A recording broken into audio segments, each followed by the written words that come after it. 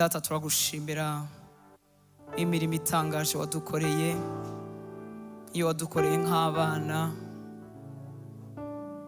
iyo wadukoreye itakorwa n'abantu, itanaboneka mu isi, ibyo ababyeyi bacu batadukorera, ibyo abadukunda batadukorera.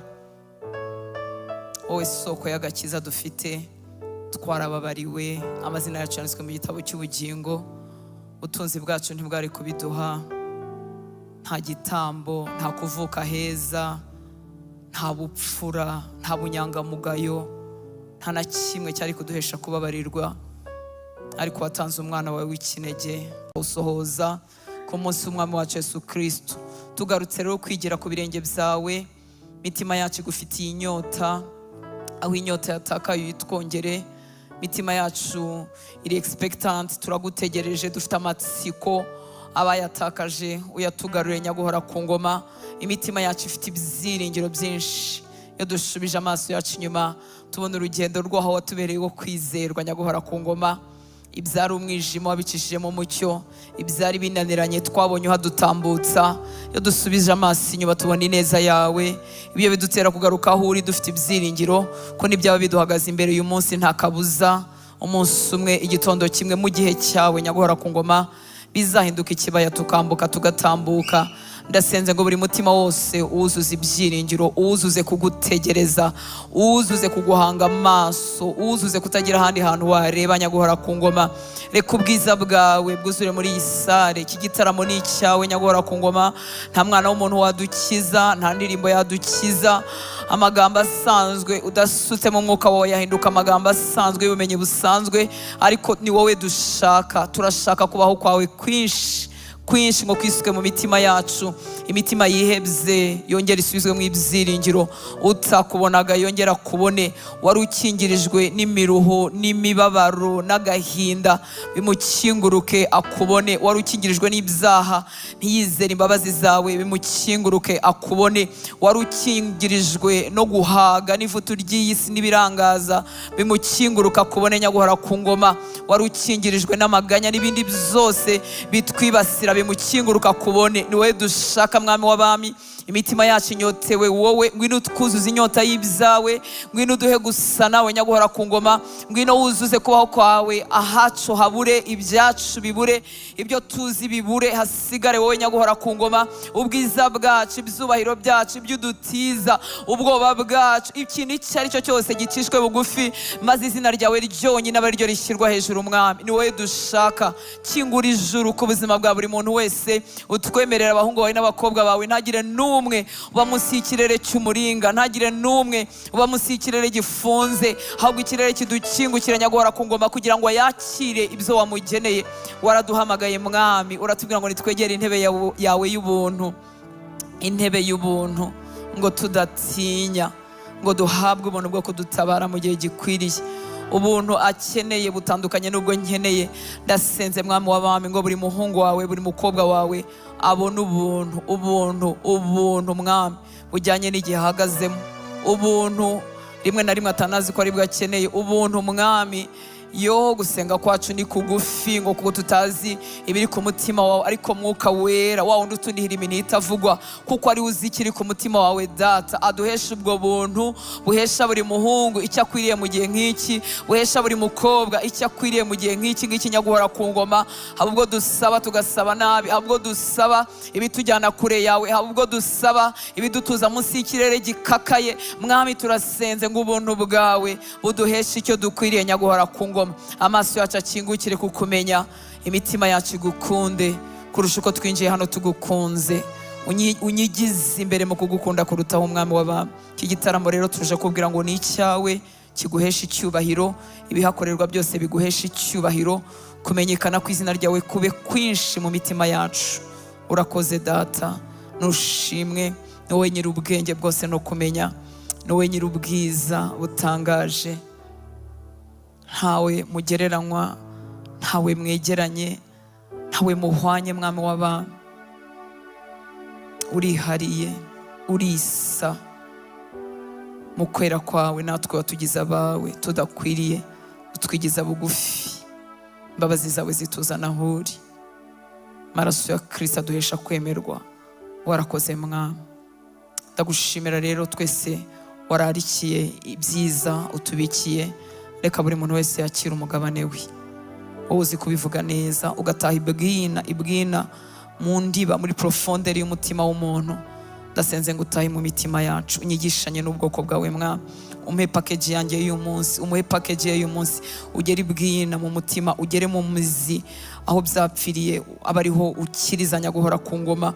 Ugere ibwina utwihishurire tukumenye, maze imitima yacu itekanire muri wowe. Ni mu izina ry'umwami wacu Yesu Kristo dusenze, amen. Haleluya. Yesu nashimwe. Reka tumuzamurire amaboko. Haleluya. Yesu ashimwe cyane. Uri amahoro? Waramutse umuntu mwegeranye? Ubwo ufite karibu mu kubaho kw'Imana. Mwibutse ko Yesu amukunda, hari igihe ibihe bimuhitera kubyibagirwa, cyangwa nawe ntubyizeye. Yesu aradukunda. Haleluya. Imigambi ye kuri twe ni myiza. Ni myiza byagenze uko wari utegereje, ni myiza byanyuranye n'ibyo wari utegereje. Imana ishimwe. Dushimye Imana ku byo yakoreye Ange. Imana izabane nawe kandi azarushaho kuyibona. Dushimye Imana ku basabye visa bakazibona. Dushimye Imana ku basabye visa ntibazibone. Imigambi y'Imana ni myiza kuri wowe wabonye visa, ni myiza kuri wowe utayibonye, kuko izi aho watura byiza kuruta wowe aho wamenye. Harimo abatakemeye. Ariko niko kuri urakabimenya maze utekane mu mutima wawe. Tugubwe neza rero kandi turashimira Imana iduhaye ubwo buntu bwo gukomeza kuba imbere yayo mu materaniro yo kuwa gatatu mu kubaho kw'Imana. Umwami Yesu abahe umugisha. Andi matangazo yose dushobora gukenera twibaza no kuvuga ni kuri groupe y'aya masengesho yo kuwa gatatu. Uramutse utayiriho waza kubaza mugenzi wawe cyangwa mu protokole kugira ngo akubwire. Imana ikomeze itwihishurire. Reka dukomeze rero mu ijambo ry'Imana iryo tumazeho iminsi. Kuwa gatatu twarivuzeho, kuwa gatatu wabanje twarivuzeho online, aho turimo kuvuga ku buzima bwa gikristo bwatsinze. Ubuzima bwa gikristo bwatsinze, cyangwa se a victorious Christian life, une vie chrétienne victorieuse. Ni byinshi twifuza kubimenya birambuye, ariko ku mwuka duha icyo dushyiraho emphasis cyangwa icyo dushimangira, ubwo nyine nicyo tuzajya dushimangira. Rero Imana iguha umugisha kugiriye Yesu inyota ukaza kugira ngo twese dufatanye kwigira ku birenge bye. Turatangirira ku cyanditswe nzagarukaho kenshi kiba muri Yakobo igice cya 4 umurongo wa 7. Urwandiko rwa Yakobo igice cya 4 umurongo wa 7 aravuga ngo nuko rero mugandukire Imana ariko murwanye Satani nawe azabahunga. Nuko rero mugandukire Imana ariko murwanye Satani nawe azabahunga. Submitting ubundi ni nka terme y'igisirikare, ni nko kuvuga ngo ndiyo afandi. Ni kuvuga ngo nta yindi order nakira, nta rindi tegeko nakira, ahubwo uwo submitinzeho niwe numvira. Haleluya. Niwe unyobora, niwe ungenga. Nuko rero mugandukira Imana ariko murwanye Satani nawe azabahunga. Muri Bibiliya ijambo ry'Imana haravuga ngo nuko rero nimwemere. Ni ukuvuga ngo kugira ngo mvuge ngo ndiyo afandi mba nabyemeye, mba namwemereye, kuko nshobora no kutaba munsi y'ubutware bwe nkajya munsi y'ubundi butware. Hari umuntu unyumvise? Nuko rero nimwemere kugengwa n'Imana ariko murwanye Satani nawe azabahunga. Ibi bintu birafatanye kandi ntibishobora no gutandukanywa. Nuko rero nimwemere kugengwa n'Imana, nimwemere kuba munsi y'ubuyobozi bw'Imana, hanyuma icyo gihe nimurwanya Satani nawe azabahunga. Haleluya. Ubwo nitutemera kugengwa n'Imana tukagerageza kurwanya Satani, ariko ntazaduhunga kuko hari ubutwara azaba atatubonaho. Muri Louis Sego y'igifaransa iravuga ngo soumettez-vous donc, soumettez-vous. Harimo ubushake bwawe, harimo kwemera kwawe. Soumettez-vous donc à Dieu. Résistez au diable et il fuira loin de vous. Ntabwo izindi minzi ivuga kuko nzizi cyane, ariko nifuza no kuzimenya, kandi no kuzimenya ni byiza. Ariko nzivuga kugira ngo aharaho ufite urumufashije nako yakumva cyane bicengere bigereyo bifite uburemere bikwiriye. Muranyumva nshuti z'Imana? Haleluya. Nuko rero nitwemere kugengwa n'Imana, ariko turwanye Satani nawe azaduhunga. Mu by'ukuri uko tugenda twemera kugengwa n'Imana, kuba munsi y'ubuyobozi bw'Imana, ubu ko turi hano twese twahisemo kugengwa n'Imana, ariko siko ibice byose bingize, ibigize imitekerereze yawe, ibigize imyumvire yawe, amarangamutima yawe, ibice byose bikugize, siko byose biba biri munsi y'ubuyobozi bw'Imana. Ahubwo uko tugenda twemera kubana n'Imana buke buke, tugenda duseda, turekura. Tuvuga uyu munsi niba naraje munsi, ni urugero ariko siko bimera, ariko tuvuge niba naraje munsi yo kubaho kw'Imana, hashobora kuba harimo umutwe gusa, akaboko kakiri hanze, ariko ibyo tuvuga byo ni ibyamwe imbere, si ibice by'inyuma. Uko tugenda twemera tubana n'Imana, twigira ku ijambo ryayo, twitoza kuyumvira, niko njyewe wese ngenda mba munsi yo kuyoborwa nayo. Rero ibikugize byose, impamvu twiga ijambo ry'Imana ari kugira ngo ibikugize byose byemere kugengwa n'Imana. Muranyumva nshuti z'Imana? Uko rero tugenda twemera kugengwa n'Imana, niko tunishyira munsi y'ubutware bw'ijambo ry'Imana ndetse n'umwuka w'Imana. Uko nemera, uko ngenda nseda, nkarekura ibice nigengagaho. Hari igihe mba nigenga ku marangamutima yanjye, ku myumvire yanjye, ku mitekerereze yanjye, nyamara narakijijwe. Nahaye Yesu ubugingo bwanjye, nemeye ko ambera umwami, ariko amarangamutima yanjye nyigengaho, imitekerereze yanjye rimwe na rimwe nyigengaho, yewe n'ibyemezo mfata rimwe na rimwe mbyigengaho. Ibyo rero hari ukuntu binyambura imbaraga, ariko uko ngenda nemera Imana ikagenga ibyo bice byose bingize, niko nishyira munsi y'ubutware bw'ijambo ry'Imana, kuko Imana ntitandukanye n'ijambo ryayo, kandi niko nemera kuba munsi y'ubutware bw'umwuka w'Imana ari ukorera mu ijambo ryayo. Haleluya. Hanyuma kandi bimzarira ko ubwo butware noneho bunzaho, ubwo butware ndabuhabwa, iyo autorite ihinduka iyanjye. Uko nemera kugengwa n'ijambo ry'Imana, niko mba ngengwa n'umwuka w'Imana. Hanyuma ubwo butware ijambo ry'Imana rifite bugahinduka ubwanjye, bukankorera muri make. Subirimo birumvikana? Haleluya. Kugengwa n'ijambo ry'Imana ni ugutangira kwemera kuvuga imvugo y'Imana. Iyo mvuga icyo Imana ivuga, mba mvugira mu byayo, mu ijambo ryayo. Twabivugira mu buryo butatu. Iyo ndimo nsenga mvugana n'Imana, ni ukuvuga ngo ndavugira mu byo yo yavuze. Niyo mpamvu gusenga neza ari ugusengera mu by'Imana yivugiye. Imana nishimwe cyane. Hari ugusenga natuye ijambo ry'Imana ariko ndimo mvugira mu by'Imana yavuze. Hari ikindi akenshi gikunda gucika abera, ni ugufata uko ibyo nakuye mu ijambo ry'Imana akaba ari byo n'exprime, akaba ari byo bihinduka expression yanjye ya buri munsi, akaba ari byo natura nganira. Ndimo ndavuga ko gacika abera, kuko abana b'Imana bamwe bashobora kumenya ijambo ry'Imana, bakizera n'ibyo Imana ivuga, yewe bakabikoresha mu mvugo yo gusenga, bakabikoresha barimo baganira n'abarokore bagenzi babo, cyangwa se baganira n'abapasiteri babo n'abayobozi babo mu mwuka, ariko imvugo yabo ya buri munsi ikaza itandukanye n'ibyo ngibyo basanzwe bavugira mu ijambo ry'Imana. Yesu ashimwe. Haleluya. Wari wasengana kwizera uvuga imirimo y'Imana itangaje, ariko wajya nko kuganira ugahita uganira ikiganiro kirimo gikoresha amagambo anyuranye rwose n'ayandi wari urimo watura usenga. Imana itugirire ubuntu. Haleluya. Ubutware rero butuzaho uko ijambo ry'Imana ritugenga, tukarikoresha dusenga tuvugana n'Imana, yewe tukanemera mu kwatura k'akanwa kacu, mu mvugo yacu ya buri munsi akaba ari ryo ribamo, rikagenda ribamo uko rigwirira muri nge, akaba ari naryo risohoka mu kanwa kanjye. Naba mbyutse, naba naziganiwe ibintu byanze gucamo, ariko cya kindi namenye, cya kindi nizeye, akaba ari nacyo gihinduka imvugo yanjye. Ahandi turikoresha ni igihe tubwira Satani cyangwa se tumucyaha. Abenshi turabizi, ariko rimwe na rimwe nanone usanga tubizi ku munwa gusa, ariko Satani aramutse agaragaye nk'aha ngaha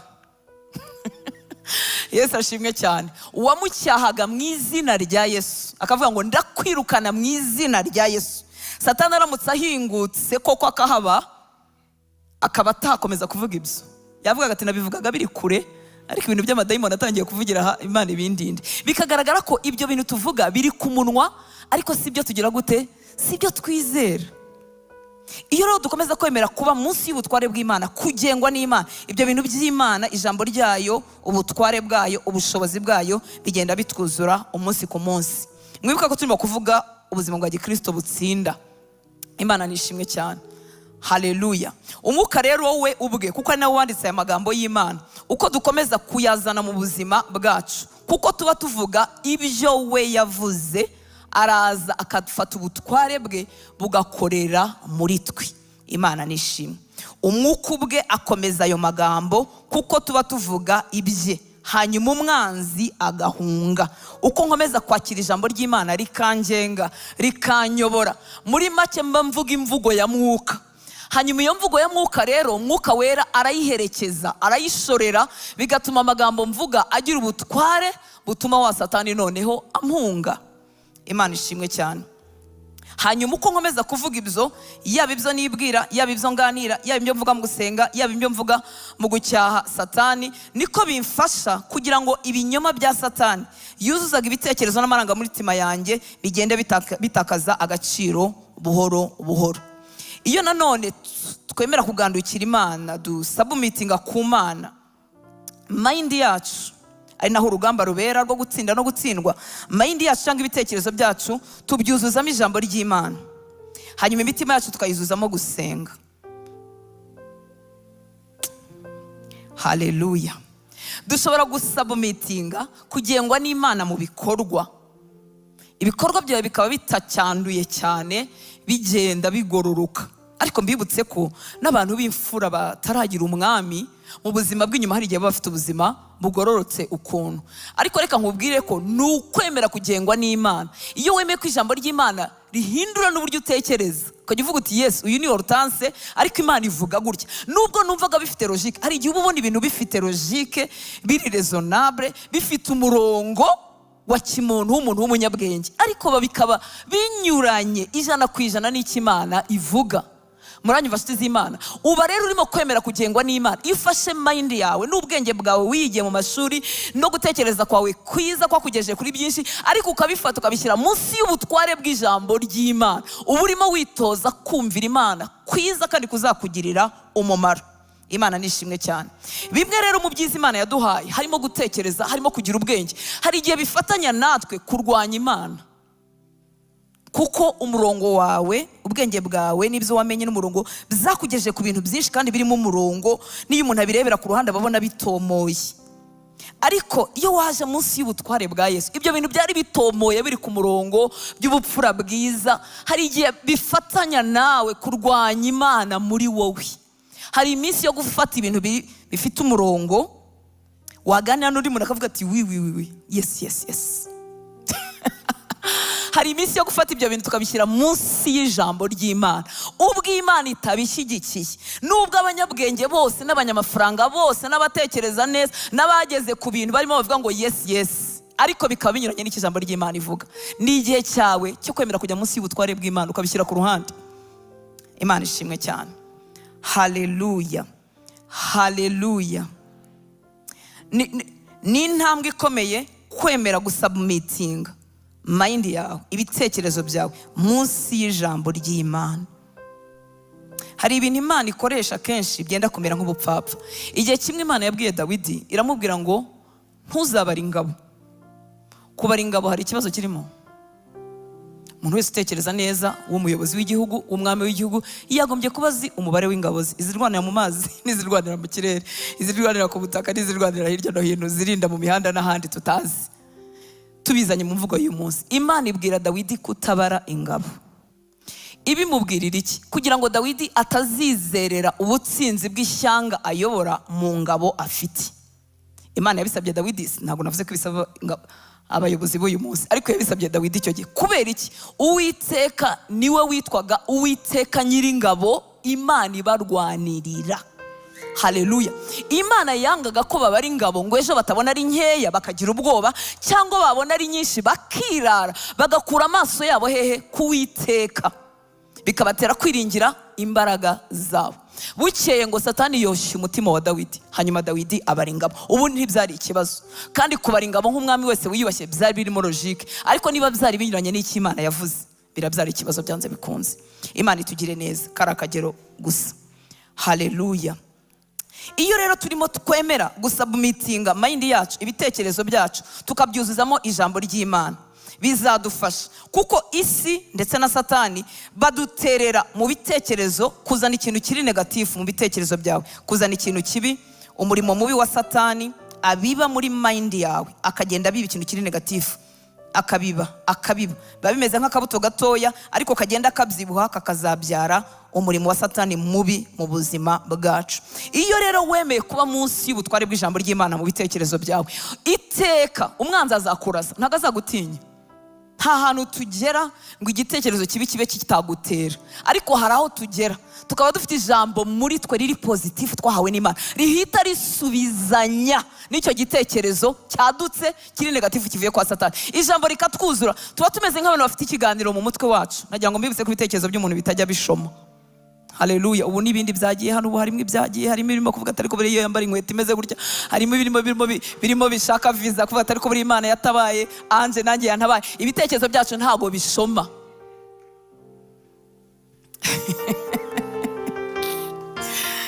Ibibazo bya visa mu Rwanda ni ibibazo kabisa. Reka twigarukire. Icyiza cyo gushyira ijambo ry'Imana mu bitekerezo byacu, icyo turimo tumara, ntago turimo dutakaza umwanya. Uko ijambo ry'Imana tuba munsi yaryo, yaba uri muri ryiga, yaba uri muri ryigira ku wundi wateye agatambwe imbere yawe, yaba uri muri soma, yaba uri muri ryumvira, ijambo riragenda rikakuzura. Hanyuma icyo Imana yavuze kikaba kiri muri wowe, kikaba gifite imbaraga zihita zisubizanya n'ikintu negatifu Satani yarazanye. Aho rero ni ubuzima bwa gikristo butsinda bubonekera. Abadafite ijambo ry'Imana rigwiriye muri bo, Satani azana igitekerezo kiri negatifu, kikamumaramo umwanya, kikamumaramo isaha. Ubwo isaha nabagerageje, hari abakirarana bakakirirwana bakakibana, kikagenda kiyobora ubuzima bwabo umwanya munini.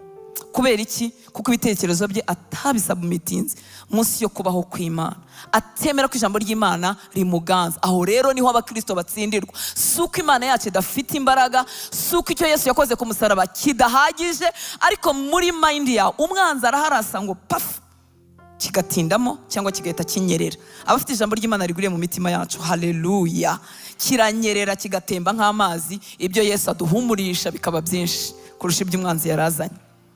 Imana nishimwe. Inkuru nziza rero nuko buri gitero cyose umwanzi Satani azatera mu bitekerezo byawe, cyose umwami Imana yari yarakivuzeho. Haleluya. Yari yarateguye ikintu kikivuguruza. Ahubwo umurimo wawe ni ukubishaka bikakuzuramo, bikagwirira muri wowe. Mu rwandiko Pawulo n'ikitoro ry'i Roma 12:21 haravuga ngo ikibi cye kukunesha, ahubwo unesheshe ikibi icyiza.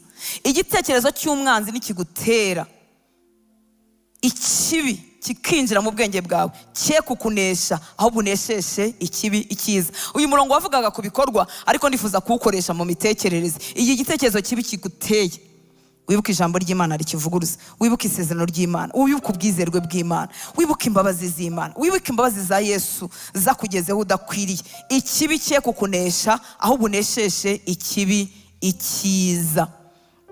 Muri bibiri ijambo ry'Imana havuze ngo ibibi ntibikagutsinde, ahubwo utsinde ibibi ukoresheje ibyiza. Muri make ibibi ntibizigera, nta hantu umukristo agera ngo bireke kumukomangira, ariko wahawe imbaraga zo kutemera ko bigutsinda. Muri bibiri y'Igifaransa havuze ngo ne te laisse pas, mbese ntiwemere. Biragaragara ko ufite ubushobozi bwo kwemera no kwanga. Ne te laisse pas vaincre par le mal, mais surmonte, mbese ujye hejuru yabyo, mais surmonte le mal par le bien. Ujye hejuru y'ikibi, icyiza kijye hejuru y'ikibi. Ni ibiki Satani arimo akongorera kutazabibasha, kutazatsinda, kutazakira iyo ndwara, kutazabaho ko ntejo hazaza ufite? Bibiliya yakubwiye ngo ntubyemere, ahubwo ufate icyiza gisumba ibyo bibi arimo akongorera. Ariko icyo cyiza uragikura hehe? Uragikura mu bubiko washyizemo ijambo ryawe y'Imana mu mutima wawe. Imana itugire neza. Ntukwiriye rero kwemera kugwa mu mutego wa Satani. Mu Bikorinto ba kabiri, urwandiko Pawulo n'ikitoro ry'Ikorinto 2:11 haravuga ngo, urwandiko rwa kabiri Pawulo n'ikitoro ry'Ikorinto 2:11 ngo kugira ngo Satani atagira icyo adutsindisha, kuko tutayobewe imigambi ye. Ntabwo dukwiriye kuyoberwa imigambi ye. Kugira ngo Satani atagira icyo adutsindisha, azagutsinda ryari? Ari uko wayobewe imigambi ye. Ariko nitumenye imigambi ye, kandi twese turayizi, yazanywe no kwica no kwiba no kurimbura, nta cyiza namba ateganya. ngo kugira ngo Satani atagira icyo adutsindisha, kuko tutayobewe imigambi ye. Ntidukwiriye rero kuyoberwa ko kindi gihande ntituyoboye imigambi ye yo kwiba, kwica no kurimbura, yo kugira nabi, ariko ntidukwiriye no kuyoberwa ubutware twaboneye n'ubutsinzi twaboneye muri Kristo Yesu. Imana ishimwe cyane. Haleluya. Ntituyobewe ko afite imbaraga zo kwiba no kwica no kurimbura abo yashutse n'abo yanyaze, ariko kandi ntukwiriye no kuyoberwa ubutsinzi n'ubutware waboneye muri Kristo Yesu. Byombi ukeneye kubimenya kugira ngo habemo iyo balance. Imana itugirire neza. Ntabwo Satani tumutsinda gusa, ahubwo Yesu yamushyize munsi y'ibirenge byacu. Ni ukuvuga ngo ni ubutsinzi ndenga kamere. Mu Baroma, mu rwandiko Pawulo n'itorero ry'i Roma 16:20, urwandiko Pawulo yandikiye itorero ry'i Roma 16:20, haravuga ngo Imana nyiramahoro izamenagurira. Ubundi ikintu cyamenaguritse ntagaruriro. Imana nyiramahoro izamenagurira Satani munsi y'ibirenge byanyu bidatinze. Hehe. Nuvuga ngo Satani ntagereranywa n'uwizera wagandukiye Imana. Ntitwegeranye, ntituringaniye. Uwizera ugandukira Imana, uwizera wemeye kuba munsi y'ubutware bw'Imana, Satani ntibaringaniye. Haleluya. Ntitugereranywa. Imana nyiramahoro izamenagura Satani vuba bidatinze. Hehe. Munsi y'ibirenge byacu. Umva uworetse isi, umva unanije abera, umva uwihebesheje abantu, ubundi yamenaguriwe hehe? Munsi y'ibirenge byacu. Ariko atwaza igitugu abatabizi, cyangwa abo ashuka ntibagandukira Imana. Imana itugirire ubuntu. Haleluya. Kubera kutamenya ubutware dufite muri Kristo Yesu, kutamenya aho Imana yamenaguriye Satani, kumumenagura munsi y'ibirenge byacu, kubera kutabimenya, iyo aduteye ingorane zitandukanye, reaction ya mbere cyangwa inyifato ya mbere ku batarabimenye ihinduka yo gutabaza abandi. Iyo ni imwe, kuko wumva ibyo ari byo byose izo mbaraga wowe ntazo ufite. Imvugo izagaruka kenshi mu bana b'Imana ivuga ngo ni wowe Imana yumva. Ese ubundi wabibwiwe n'iki ko ari njye Imana yumva? Uretse gusobanukirwa abo turiho muri Kristo Yesu, tukamera nk'intumwa Yohana. Intumwa Yohana ari nawe wanditse ibyahishuwe, ari nawe wasigaye mu bagendanye na Yesu, waje gupfa ashaje. Niwe wanditse mu butumwa bwiza bwanditswe na Yohani, ni nawe wanditse akavuga ngo intumwa Yesu yakundaga kuruta abandi. Ni ukuvuga ngo yagize gute? Yarivuze. Haleluya. Yari agiye asobanukirwa urukundo rwa Kristo, ruramwuzura, akibona nk'intumwa Yesu akunda kuruta abandi. Nanjye ashobora kuvuga ngo ndi umukobwa Yesu akunda kuruta abandi, ariko uko no gusobanukirwa uko mbivuga, nawe ushatse wagira gute? Wabivuga ubisobanukiwe. Imana ishimwe cyane. Umwanzi rero mu buriganya bwe bwo gutuma tutamenya ubutware dufite, tutamenya naho Imana yacu yamumenaguriye, mu bitero atugabaho, reaction ya mbere ibi yo gutabaza abandi, cyangwa se ikaba yo kwakira gutsindwa kwawe. Indi mbi nayo ikaba yo kwihagararaho ariko mu mbaraga zawe za kimuntu. Kwihagararaho shingiye ku cyo Yesu yakoze ni byiza. Ibyo ntabwo byambuza kuvuga ngo ndageraniwe umwanzi yanteye, reka nshaka undi muntu dufatanya gusenga ambera imbaraga dufatanye. Ibyo ntacyo bitwaye. Ariko ubu butabazi ndimo mvuga ni ubwazanywe, ni ubutabazi dushakira mu kutamenya. Hari ugutabaza abandi kuko wumva wowe izo mbaraga zimunesha ntazo ufite, utanazigenewe. Hari uguhita wakira gutsindwa kwawe, ukavuga uti niko byahoze, ntawe iwacu utsinda, kuva ni mutoya nahuye n'ibyago, nuko bizahora, sinkundwa sinshimwa, nta cyanjye gicamo. Muri make ugahita wakira ku gitero cye gishyashya, ugahita wakira ukundi gutsindwa kwawe, ukavuga uti nuko bimeze. Ukundi kutariko ni ukwihagararaho mu mbaraga zawe za kimuntu. Aha ni hahandi umuntu yanga gusaba help kandi ayikeneye, kavuga ati twebwe iwacu ntabwo tujya twinginga abantu. Ntabwo tujya dusabiriza. Ubwo mbese no kusaba uwagufasha gusenga nabyo bibaye gusabiriza. Kwihagararaho mu mbaraga za kimuntu bikomoka kenshi mu mutima ugira gute? wibona. Yego,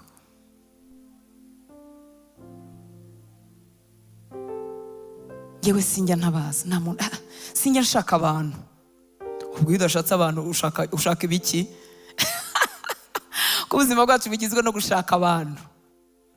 Ibi byose n'uburiganya Satani akoresha kugira ngo tudatsinda, tudahagara mu butware twagenewe n'Imana. Gutabaza abandi si bibi, ariko iyo ndimo mvuga ngo dufatanye gusenga, dufatanye kwambaza Imana, kuko ababiri baruta umwe. Dufatanye kwambaza Imana, kuko umwe azirukana 1000, babiri bazirukana 10,000. Ubufatanye, nizeye ubwo bufatanye bufite imbaraga bubyara mu isi y'umwuka. Nizeye ubwo bufatanye ari bufata amaboko nari ntangiye kunanirwa. Ntabwo ari bibi. Kwakira gutsindwa ntibidukwiriye, hanyuma kwihagaraho mu mbaraga za kimuntu ntibidukwiriye. Nshobora kwizera Yesu uri muri njyewe ko azampesha gutsinda, ibyo ni sawa. Ariko iyo tutamenye biriya, tutamenye pozisiyo ya Satani munsi y'ibirenge by'abizera, twambaza Imana mu buryo butari bwo. Imana itugire neza. Haleluya. Mu bintu bikomeza kudufasha mu rugendo rwo gutsinda ni ugushyira mu ngiro ibyo wizera. Gushyira mu ngiro ibyo wizeye, ibyo wizera. Kandi ntiwashyira mu ngiro ibyo utamenye. Birakwiriye ko amagambo y'Imana agwirira mu mutima wawe, akagwirira muri wowe, kugira ngo ubashe kuyashyira mu ngiro. Buri gitekerezo cyose kigusanga, buri jwi ryose riza muri mind yawe cyangwa mu bitekerezo byawe, byose bifite isoko. Isoko yabyo ishobora kuba Imana, ishobora kuba wowe, ishobora kuba Satani. Buri gitekerezo kiza mu muntu, buri jwi umuntu yumva, buri kintu cyinjira muri mind gifite isoko eshatu. Cyaba kivuye muri njyewe ubwanjye, cyaba kivuye mu Mana, cyaba kivuye kwa Satani. Iyo ari ijwi ry'Imana riri inyuma y'icyo gitekerezo, rizaza rihumuriza, rizaza risa n'iby'ijambo ry'Imana risanzwe rivuga. Humura mwana wanjye, ndi kumwe nawe. Nubwo uguye uzabyuka. Humura mwana wanjye, ndi Imana yawe. Humura. Ikikwereka ko igitekerezo kivuye ku Mana, kizaza kitanyuranya n'ikijambo ry'Imana risanzwe rivuga. Kizaza kitavuguruza kubaha Imana. Ikindi kizaza kidashinja. Ijwi rya Mwuka Wera ryuzuye imbabazi no kugira neza. Rirakubwira ngo wasitaye ariko ngera ubyuke. Rirakubwira ngo urukundo rw'iby'isi rwakubanye byinshi, ariko nyamara wahitamo Yesu. Riraburira, rirakosora, riracyaha, ariko riherekejwe n'ihumure. Kandi ntirivuguruza n'iri rimwe. Icyo gitekerezo ntikivuguruza na rimwe ibisanzwe mu ijambo ry'Imana. Imana ishimwe cyane. Iryo jwi kandi, cyangwa icyo gitekerezo cyaje muri mind yawe, bishobora kuba ari ibyawe bwite, rishingiye ku byuzi, ku migambi usanganywe y'abantu, gutsinda cyangwa gutsindwa. Ariko ikibazo, byoroheye Satani kwinjirira mu gitekerezo cy'umuntu mu buryo busanzwe, ku buryo rimwe na rimwe azanakora ku buryo ugira ngo ni ibitekerezo byawe, kugira ngo utamurwanya, kugira ngo utabyirukana, kugira ngo utabisunikirisha ijambo ry'Imana. Kwinjira mu gitekerezo cyawe gisanzwe bizoroheye Satani. Iryo jwi, icyo gitekerezo cyaje muri mind, rishobora gushingira ku bintu umuntu asanzwe azi, ku migambi isanzwe abantu bagira, batsinda cyangwa batsindwa. Kandi ikibazo gihari ni uko byorohera Satani kurikoreramo, akaba yagutera kwibwira ko ari ibitekerezo byawe, kuko bisa n'ibifite logique ya kimuntu. Urugero, ku mubyeyi witwa Sara, umugore wa Abrahamu. Mu Itangiriro ibice 16 umurongo wa 2, Sara yegereye umugabo we, abwira Abrahamu ati, dore Uwiteka yanyimye urubyaro. Yari yararumwimye.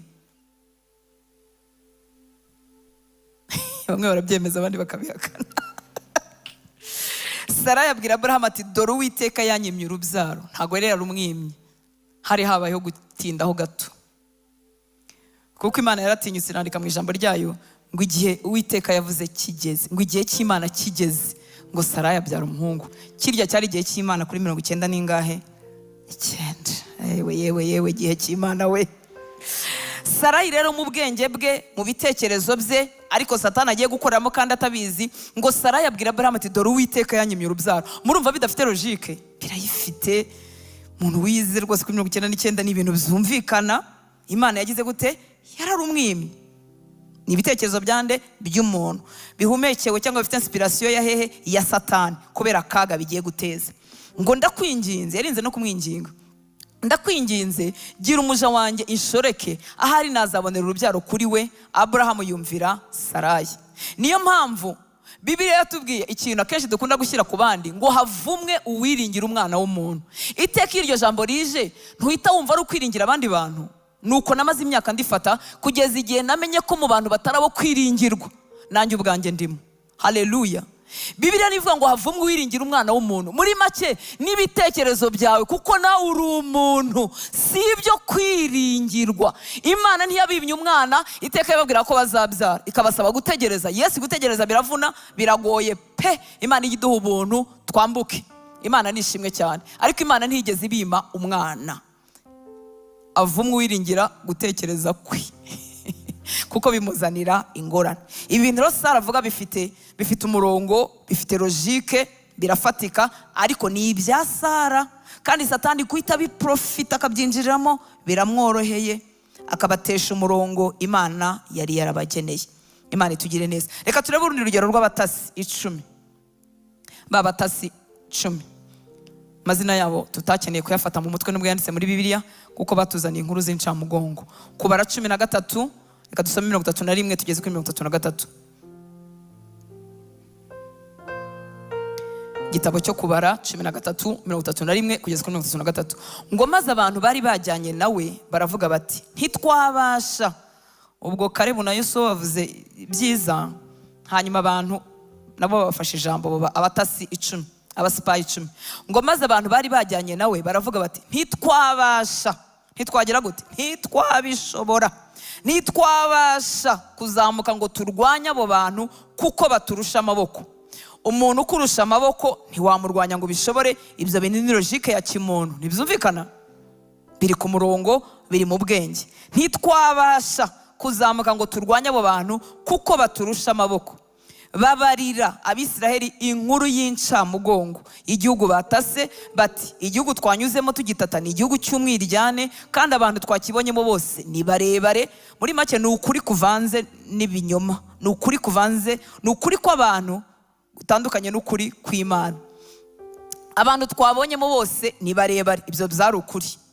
Ngo kandi twabonyemo, uyu murongo uradusetsa ariko uteye n'agahinda. Ngo kandi twabonyemo abantu barebare banini, Abanaki bakomotse mu bantu barebare banini. Twibonaga, ngo bagiraga gute? Bibonaga. Ubundi si Imana ijya kubohereza yabanje kubabwira ngo muzabanze mube barebare, ngo musumbe bari abantu, ngo nibwo muzafata igihugu? Wapi?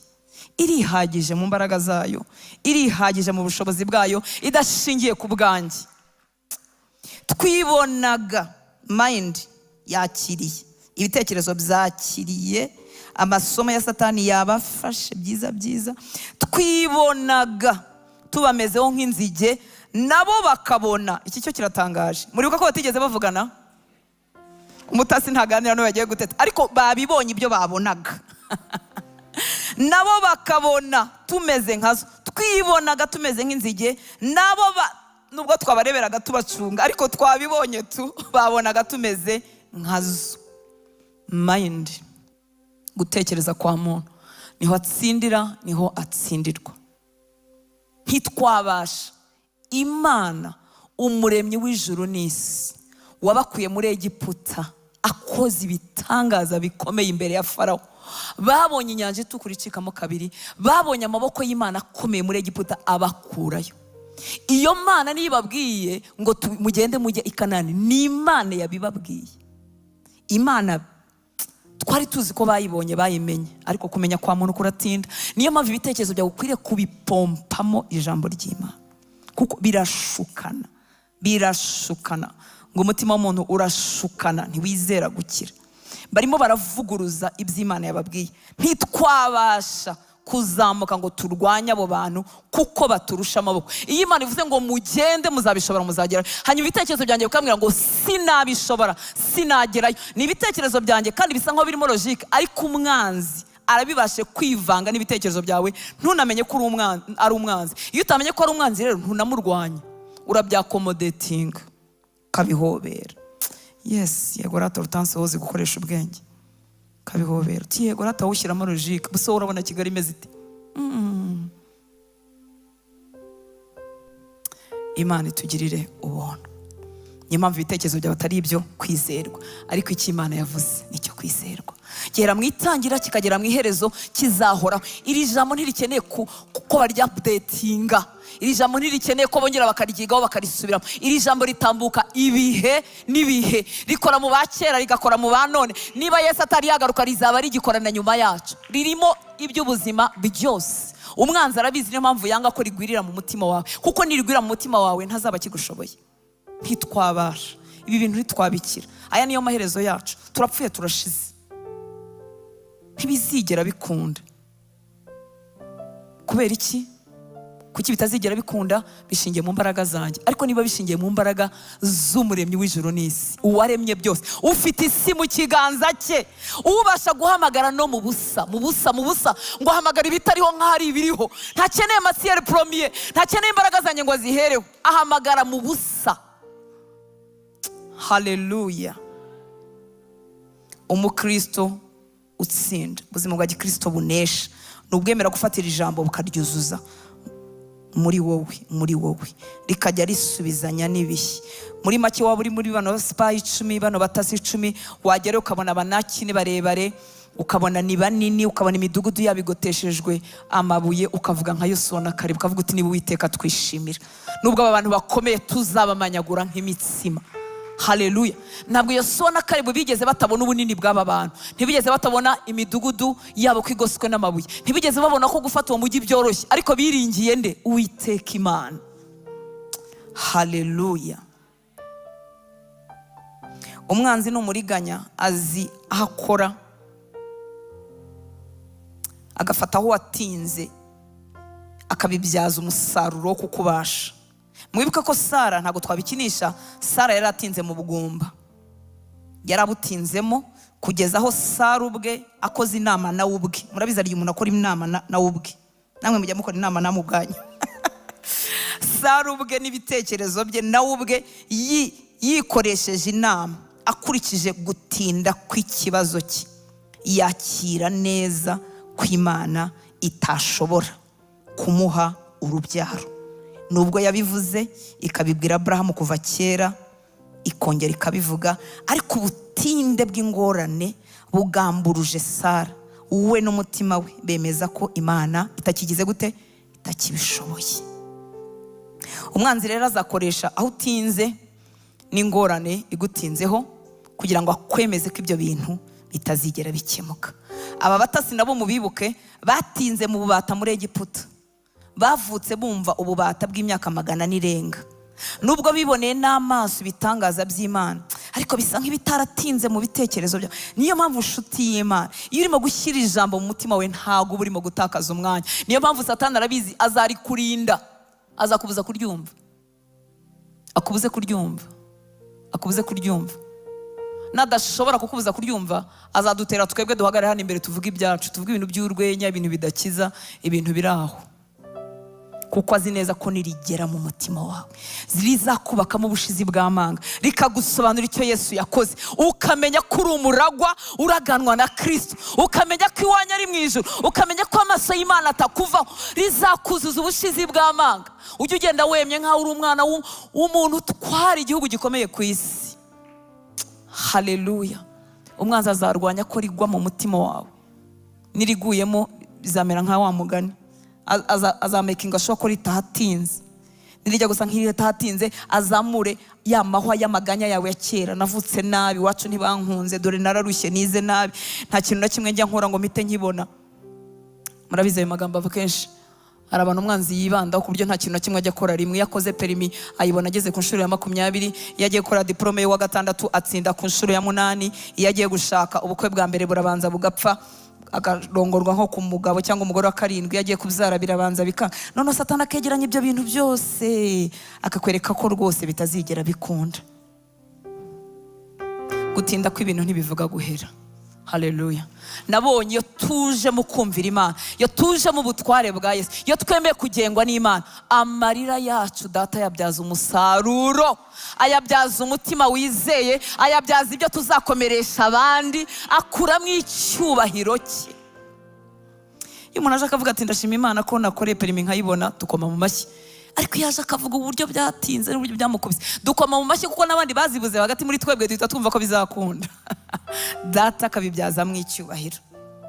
Ntabwo tubisaba ngo bitinde, ariko nagira ngo mbwire ngo byatinda byabanguka, umugambi w'Imana ntuhinduka. Haleluya. Wavukira mu nzu y'abarozi, umugambi w'Imana ntuhinduka. Imana yakumenye, erega utandukanye n'ababyeyi bawe. Imana yakumenye utaraba urusoro mu nda ya mama wawe, papa wawe na mama wawe bataramenya ko bazashakana. Imana yari ikuzi, igufite mu bitekerezo byayo. Ntabwo rero ibyo wahuriye nabyo hano ku isi bihindura umugambi w'Imana. Ariko iryo jambo ni inkuru kuri wowe, ntabwo wemera ko ritinda muri wowe ngo rirandure mu bubi bw'ibihe n'ingorane. Urumva bano batasi 10 babonye ibitangaza by'Imana, ariko ntibyaranduye ububata bw'imyaka 400, ntibyaranduye uburushi, gutotezwa. Mose yaza kubabwira ko Imana batabaye bakarushaho kongera ubukana bw'ibyago. Ntabwo ijambo ry'Imana ryarigwiriye muri bo ngo rirandure ibi. Mureke turinywe, turigotomere, ritwuzure, ritumaremo imiruho no gutsindwa kw'imyaka yose. Kuva narimenya nanjye naryiziritseho. Haleluya. Niko gaciro kanjye, nibwo buzima bwanjye, niyo mahoro yanjye, nizo mbaraga zanjye, nibyo bitwenge byanjye. Warire kuru gafata iki ko ibindi byose bigurukaguruka. Mana ishimwe cyane. Haleluya. Aba batasi rero bari batinze mu bubata, bituma batabasha gushyikira imirimo y'Imana. Muri Kristo nshuti y'Imana ufite ubutwari n'ubushobozi bwo gushikama mu kwizera, ukanga ukirukana Satani, ugaba ibitero mu bitekerezo byawe. Ubwo bushobozi turabufite muri Kristo. Ubundi ugomba gusubizanya na buri jwi, kugasubizanya na buri gitekerezo cyiza kivuguruza ijambo ry'Imana. Kikaguye turapfuye, iyo ndwara niyo kukwica, na mama we niyo yamwishe. Ugahita umusubiza uti sinzapfa, nzarama. Haleluya. Ndangiza imirimo y'Uwiteka, ndacyafite ibyo gukora, ndapfa none hanjya hehe. Ugomba gusubizanya na buri jwi, ugomba gusubizanya na buri gitekerezo gitandukanye n'ijambo ry'Imana. Imana nishimwe cyane. Muri Kristo ufite ubwo butware, ufite ubwo bushobozi, warabatuwe, waratsindishirijwe, uri umwana w'Imana. Ntabwo Yesu yigeze akora umurimo igice.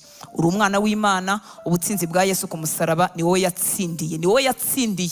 Erega we ntiyari yarigeze atsindwa ngo none akenere gutsinda. Ni wowe yatsindiye. Ni ubutsinzi yagufatiye, kandi yakubatuye, yakubohoye, abikora rimwe na rizima. Hasigara kwiga kuba mu mudendezo.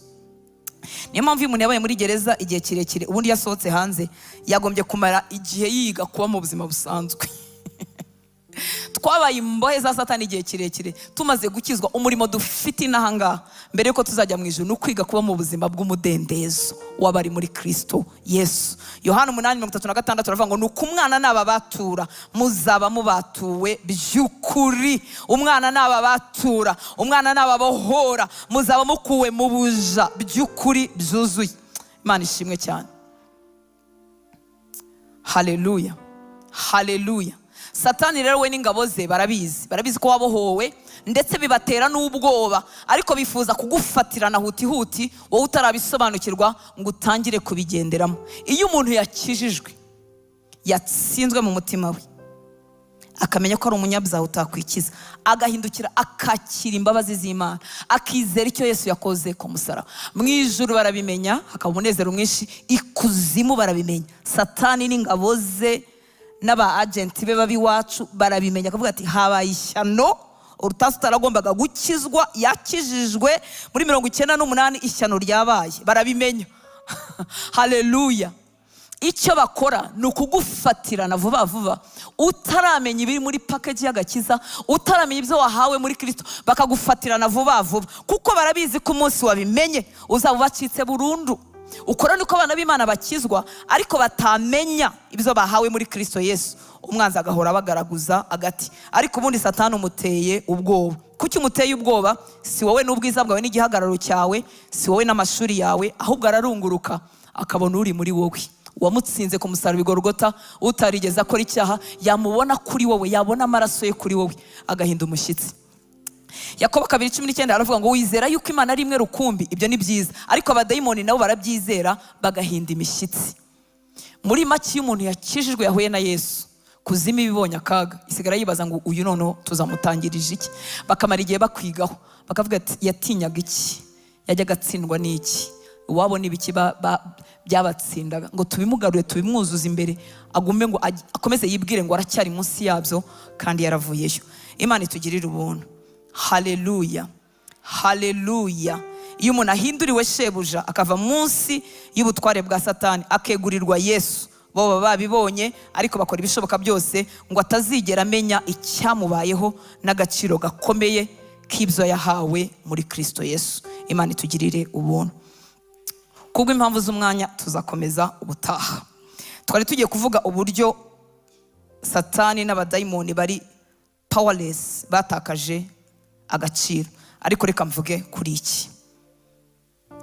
Ubutsinzi Yesu yagize ku musaraba i Golgotha ntibwari ubwe, kuko ntiyigeze atsindwa ngo akenere kuza gutsinda. Haleluya. Yaraje kugutsindira wowe. Muribuka ko twavuze ko umuntu yatandukanyijwe n'Imana, bigatuma icyaha kimaze kuba, bigatuma atakaza ubutware, dominion, uburenganzira bwo kuyobora, right to rule. Muzi ko umuntu yayitakaje. Hanyuma Yesu aje apfuye ku musaraba, utarigeze akora icyaha, utarigeze wumvira Satani, apfuye ku musaraba atugarurira ubwo butware. Abari muri Kristo Yesu twese twarabuhawe. Imana nishimwe cyane. Ntabwo rero Yesu yatsinze kubwe, yatsinze ku bwacu. Niba wibuka inkuru iba muri Samuel wa mbere igice cya 17 ya Dawidi na Goliyati, uko byari bimeze, Goliyati yaraje ahagarariye ingabo z'iwabo, bari bamutanze nk'umuntu ukomeye, bavuze ngo natsinda nabo bitoranye muri muntu ukomeye azarwane. Hanyuma utsinda bamwe baraba abagaragu b'abandi. Abo kwa Goliyati natsinda, Abisiraheli baraba abagaragu b'Abafilisitiya. Hanyuma uturutse muri Isiraheli natsinda, Abafilisitiya nabo barahita baba abagaragu b'Abisiraheli. Kandi koko niko byagenze. Hinduranye bazima nawe, imaze kutubabarira ibicumuro byacu byose, igahanagura urwandiko rw'imihango rwaturegaga, ikarudukuza ku rubamba ku musaraba, kandi imaze kunyaga abatware n'abafite ubushobozi, ibahemura ku mugaragaro, ibivuga hejuru kubw'umusaraba. Reka mvuge muri Bibiliya ijambo ry'Imana ngo kera mwari mwarapfuye. Yewe wumvaga ugereranyije kumva ntacyo Yesu yagukije, wari usanzwe uri imfura. Wari warapfuye, wari imfura igize gute? Ipfuye. Imfura igize gute? Ipfuye. Y'intumbi izize ibyaha by'akavukire. Kera mwari mwarapfuye. Birayera avuga kandi ubwo mwari mupfuye, abantu hari igihe bagira ngo bendaga gupfuya, twari intumbi. Kera mwari mwarapfuye muzize ibyaha byanyu no kudakebwa nk'Abayahudi, maze Imana ibazurana na Kristo, yatubabariye ibicumuro byacu bimwe na bimwe byose. Yatubabariye ibicumuro byacu byose ni byose. Abari muri Kristo Yesu bababariye ibicumuro byabo byose. Niyo ubusabane bwacu na Data tubutokoje, abakijwe by'ukuri ntibanezererwa hasi, ahubwo barihana, ntibishimira gusitara. Niba usitara umutima wawe ntugire akababaro, akira agakiza nturakakira. Haleluya. Yatubabariye ibicumuro byacu byose, isibanganya. Haleluya. Isibanganya, irahanagura, imaraho. Isibanganya urwandiko rutondagura imyenda twashinjwaga n'amategeko. Uzi urwandiko ukuntu ruvuga? Rwatondoraga ya mategeko yose, rukandika ngo rutansi iki ntiyagishoboye, iki nacyo ntiyagishoboye, iki cyaramunani, iki cyaramunani. Izo zari inzandiko z'amategeko ziturega. Amategeko atondetse umurongo, hakagaragara n'undi murongo wawe wo kuyica no kutabibasha. Ngo isibanganya urwandiko rutondagura imyenda warushinjwaga yari myinshi, rutondagura imyenda twashinjwaga n'amategeko, irukuzaho kurumanika ku musaraba wa Yesu. Haleluya. Ngo bityo Imana yanyaze bya binyabutware na bya binyabushobozi, ibikoze isoni ku mugaragaro, yerekana ko Kristo abitsinze burundu. Haleluya. Wibuke ko atitsindiye kuko ntiyigeze atsindwa, ahubwo yatsindiye abari barigeze gutsindwa, tuzize ibyaha n'ibicumuro byacu, tuzize kutumvira Imana, twari twaratsinzwe dutakaza ubutware. Ntabwo rero Yesu yatsinze kubwe, yatsinze kubwo abari baratsinzwe. Imana ishimwe cyane. Haleluya. Ijambo ry'Imana tuvuga ngo yisize ubusa, yambara kamero k'umuntu, imbata ndetse n'umugaragu, asiga ubwiza bwe mu ijuru. Ntabwo yabanje gucumura ku Mana ngo amanuke, yari yuzuye ubwiza, yari Imana, ahubwo yaje kugutsindira wowe nanjye twari twaratsinzwe. Haleluya. Pawulo rero yandika iki cyanditswe yabivugaga ashingiye kuri terime za gisirikare, avuga uko byagendaga y'abasirikare b'Abaroma batsindaga. Y'abasirikare b'Abaroma batsindaga bafataga abanzi babo batsinzwe, bakabashyira ku mashene baziritse, bakaza bagakora umwiyerekano, defile, nkuko haba defile muri stade, ariko noneho abanzi b'Abaroma batsinzwe baratondetse kuri shene, umujenerali w'Abaroma wabatsinze ari uri imbere. Iyo umujenerali w'Abaroma yabaga yatsinze, ntabwo byakenaga ngo buri musirikare wese agenda atsinda, ahubwo kuko yabaga ahagarariye urugamba, ubutsinzi bwe bwabarwaga ku gihugu. Uko niko Yesu yadutsindiye. Haleluya. Reka duhe Imana icyubahiro. Haleluya, haleluya, haleluya. Umwanzi aragufatirana akakwereka gutsindwa kwawe. Nagira ngo mbwira ko utatsinze, udashobora no gutsinda, ariko Yesu nuba munsi y'ubutware bwe, ubutsinzi bwe bukubarwaho, nshuti y'Imana. Ubutsinzi bwe butubarwaho. Ndi umutsinzi kubera Yesu. Mbasha gutsinda icyaha kubera Yesu. Mbasha gutsinda amaganya n'agahinda kubera Yesu. Umutima wanjye ubasha kubabarira abadabikwiriye kubera imbabazi za Yesu. Haleluya. Ubutsinzi bwe nuko bwatubazeho. Ngo yabatsinze ku mugaragaro, byari bimeze nka spectacle, byari ibirori. Uko umujenerali w'Abaroma yagendaga imbere, bagenda baririmba, afite iminyururu iboshya abo batsinze, bakerekana uko gutsinda. Yesu yatsinze ibi binyabutware, ibi binyabushobozi ku mugaragaro. Satani agushoboza iki? Gutera amayindi yawe kuyoberwa icyakozwe. Reka duhaguruke dusenge inshuti z'Imana. Haleluya. Ku musaraba n'ubutsinzi bwanjye, Yesu yaratsinze ku bwanjye. Ntukeneye gushingira ikintu na kimwe mu mbaraga zawe, na kimwe na kimwe. Yesu yaratsinze, nanjye nzamo. Yesu yaratsinze, nanjye nzamo ndemerwa. Kutamenya ubu butware no guhomba. Nuza kwibuka uze gusoma muri Matayo igice cya 8, hari wa musirikare wari urwaje escort we, yari yarasobanukiwe ubutware, autorité. Yari arwaje escort we ngo yakundaga cyane, atuma kuri Yesu, aramubwira ati ndwaje umusirikare wanjye nkunda cyane, umukize. Yesu aravuga ngo ndaza mukize. Uyu musirikare wari uzi autorité, wari uzi ubutware, wari uzi délégation de pouvoir, wari uzi. Aramubwira ngo mwami wanjye ntukeneye kuzi wanjye kuko ndi umuntu ufite abo ntwara, kandi impamvu mbatwara nuko nanjye mfite ubutware hejuru yanjye. Mfite ubutware hejuru yanjye. Iyo mbwiye umuntu nyobora ngo genda, aragenda, kuko nanjye narayobotse. Nituyoboka Yesu, nshuti z'Imana, iri jambo rivuga ngo mugandukire Imana, mwemere kugengwa n'Imana, ni wowe ubyungukiramo. Nta kintu na kimwe kugengwa n'Imana bizaguhombya, nta na kimwe. Yaravuze ngo ndi munsi y'ubutware, kuko ndi munsi y'ubutware bw'abandi basirikare banduta. Niyo mpamvu nanjye ntanga amategeko ku bandi bari munsi yanjye bigakunda. Niwemera kugengwa n'Imana, kuba munsi y'ubutware bw'Imana, ntacyo uzahomba. Nugira n'icyo uhomba bizaba ari by'akanya gato kubw'icyubahiro cy'Imana. Yego, ndavuze ngo nugira n'icyo uhomba. Nta bukristo bwa microonde, bwa microwave, nta bukristo bwa pafu. Amaboko yawe agomba gutozwa kurwana, kuko Satani nagutera azagutera n'umujinya mwinshi. Nudatozwa amaboko yawe ataratojwe kurwana, uzahora umeze nk'umubebe urira, yashonje ararira, iyo yikozeho umwanda ararira. Kandi uri ingabo y'Umwami, uri ingabo y'Umwami. Amarira yawe ntazapfa ubusa, imibabaro yawe ntizapfa ubusa, ariko emera kuba munsi y'ubutware. Mwemere kugengwa n'Imana, murwanye Satani, nawe azabahunga. Azaduhungira iki? Kuko turi under authority, turi munsi y'ubundi butware buzatuma ijambo ryacu rimuremerera. Azaduhunga yanze akunze, ariko arahunga abandi abemera kuba munsi y'ubutware. Bwira Imana ngo murika Mwuka Wera, murika ibice bigize umutima wanjye bitaraba munsi y'ubutware bwawe. Murika mu bitekerezo byanjye aho nigenga. Murika aho niyimye nkaba umwami w'ubuzima. Murika sinifuza kwigenga na hamwe na. Uri musenga, reka ngusabe, turimo turavuga kuba munsi y'ubutware bwa Yesu no kugengwa nawe. Ariko niba utaraha Yesu ubuzima bwawe, mu gihe abandi barimo basenga bahumirije amaso, uzamura ikiganza tugufashe. Yesu si umwami w'ubuzima bwawe, ntabwo agutegeka, ntabwo akuyo. Nturatera niyo ntambwe yo kwinjira mu isezerano rye. Waba uhari ngo uzamure ikiganza tugufashe gusenga. Waba uhari utaraha Yesu ubuzima bwawe. nawe mbona wazamuye, niba utinya amaso y'abantu uze kuza kutureba cyangwa uri bano bakozi b'Imana bicaye imbere, wimike Yesu mu buzima bwawe, mubwire ngo ndashaka kumbera umwami, mubwire ngo ndi umunyabyaha, ndashaka agakiza kawe, ndashaka icyo wakoze ku musaraba. Reka tubwire Mwuka Wera ngo namurike agace kanjye kataragandukira Imana, namurike aho nimye Yesu, namurike.